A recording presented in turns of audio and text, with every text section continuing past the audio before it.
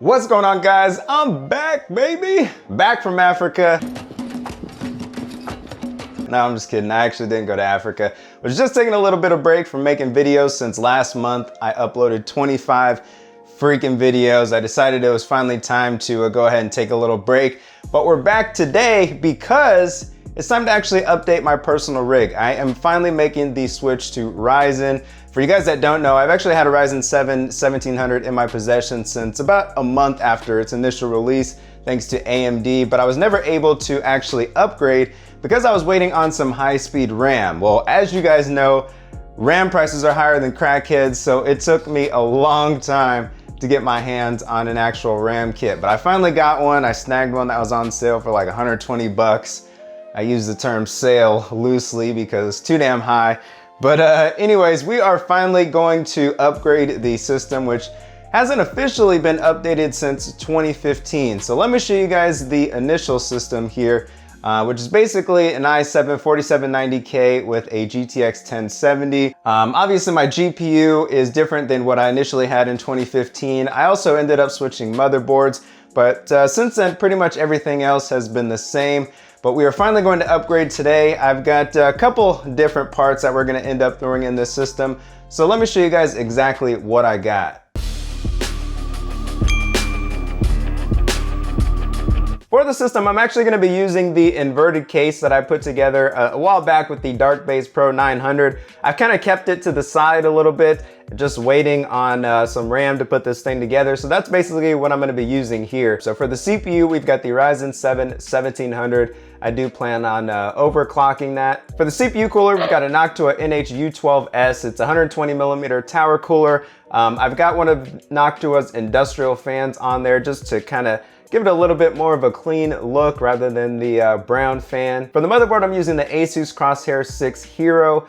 This is actually a pretty solid motherboard, one of the better ones in terms of features and things like that. And yeah, I think it'll work well in the build that we're using here. Now for the RAM that I finally picked up for the low price of $120, we got 16 gigabytes of the G.Skill Ripjaws 5 at 3000 megahertz. So hopefully I shouldn't have any issues with these. This wasn't on like the QVL list for my motherboard or anything like that. I just took a chance on it because the price was lower than the rest, so we'll see how it works out. Now for storage, we've got a HyperX Savage 240 gigabyte SSD. I've had this for a while. This is my main OS drive.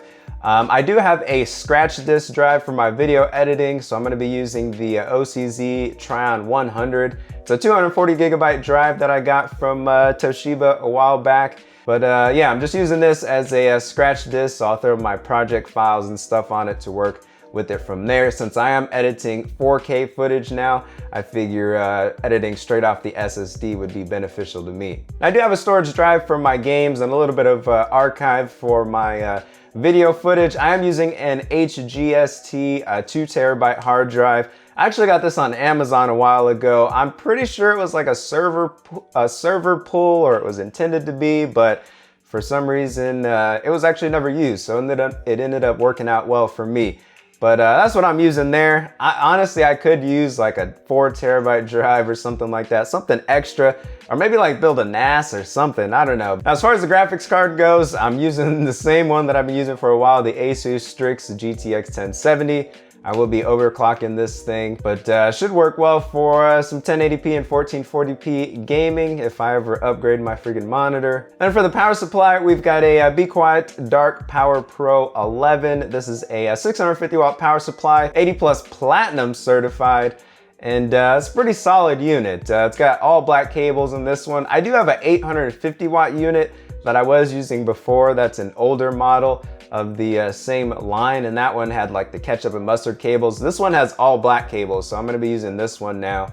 No need for extensions, and it should work well for me. There's two main reasons why I wanted to switch over to Ryzen. Number one is for streaming. So if I'm doing like CPU encoding and I'm playing a CPU intensive game like Battlefield 1 or something like that, you know, I couldn't really do it basically. The CPU usage was always like near 100%.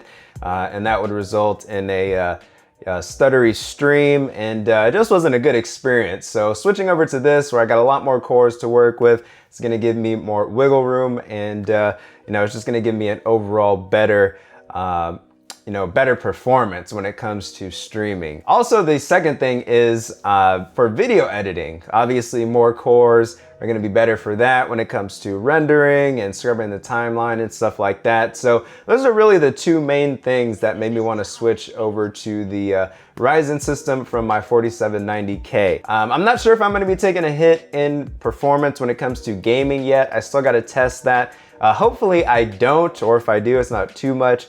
But I think just those two main things are, they were kind of most important for me. So I'm willing to take just a little bit of hit to switch over to the 1700. If I got to sacrifice a little bit on the gaming side to get better performance when it comes to video editing and streaming, then I'll go ahead and do that.